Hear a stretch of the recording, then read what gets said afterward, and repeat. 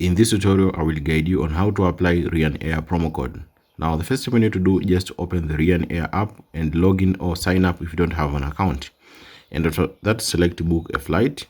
Now, just select the flight that you want to book. For example, just say one way. Now, I'll book a flight from Jordan to maybe, let's say, Italy. Then select the date where you want to book. So just select this. Now, if you want to apply a promo code, just select here, I have a discount. So select here promo code. Now here you'll enter a promo code. Now where you'll get a promo code. Now there are various sites where you can get a promo code. For example, there is this site here where you just get this promo code here.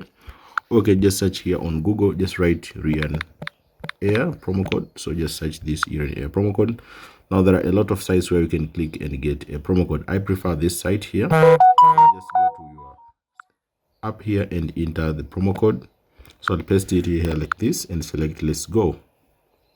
Then I'll proceed to book a flight, but the promo code I have entered is invalid. So make sure to find the correct promo code, and just if you get the promo code, you can just proceed by entering as I have shown here. Just select a promo code and paste the promo code that is valid.